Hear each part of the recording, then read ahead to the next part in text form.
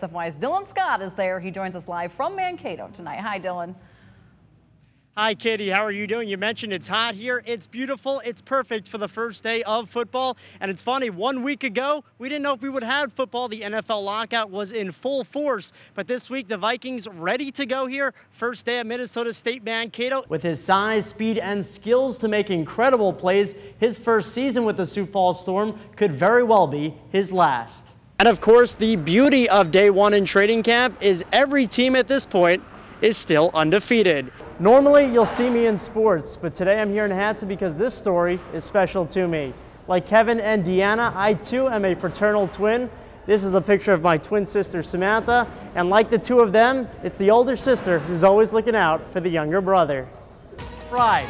It's something you see in a lot of small towns across South Dakota, and Irene is no different. Which means no playoffs and no Northern Sun Conference. But for head coach Jed Stugart and the Cougars program this season, about so much more than wins. Well, there's a lot to be said about making good first impressions. Just ask the folks down in Vermilion. The University of South Dakota football team is set for their first year in the Missouri Valley Conference after last playing in the Great West. The Yotes will be in for a learning experience with many of the FCS's top teams calling the league their home, including national champion North Dakota State. However, USD has upped their tempo in practice and feels a renewed sense of confidence under first-year head coach Joe Glenn. Despite an 8th place preseason ranking to start their season, they're looking forward to proving their doubters wrong.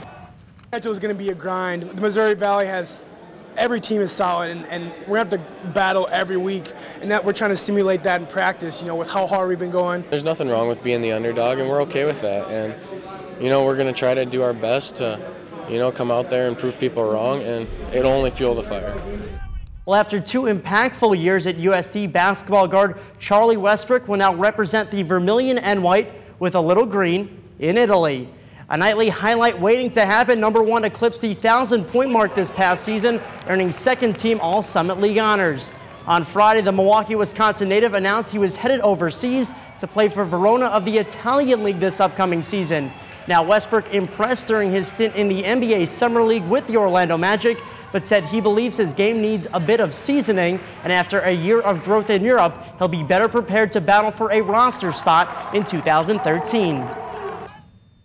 I think by me going over here, getting comfortable and helping the team out and the team helping me out, learning some things, I think next summer I'll be ready to play Summer League again and go into training camp and try it all over again. But the ultimate goal is to play in the NBA, and I'm going to keep chasing that. Pride.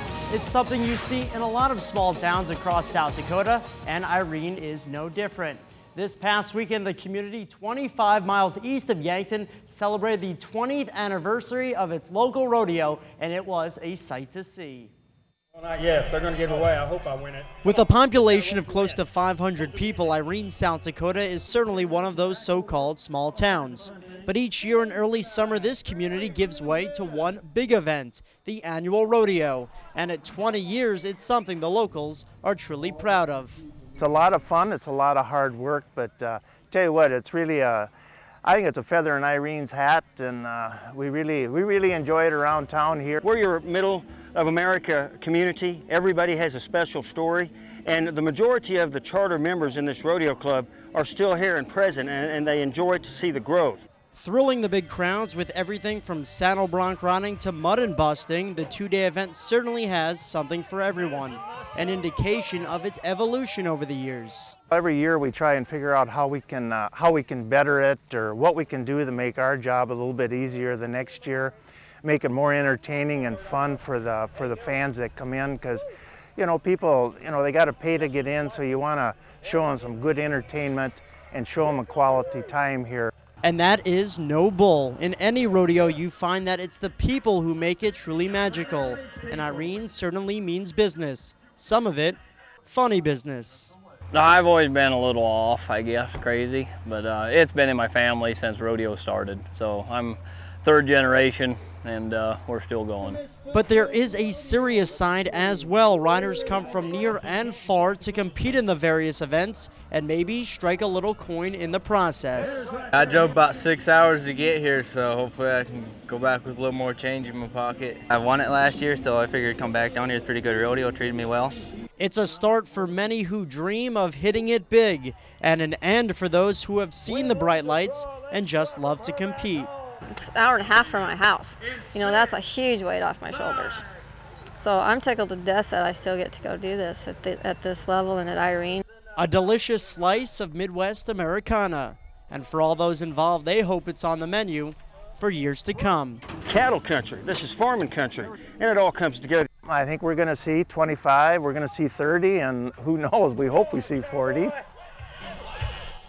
What an awesome event. You can catch the story later tonight on our website. Go to KSFY.com and click on sports.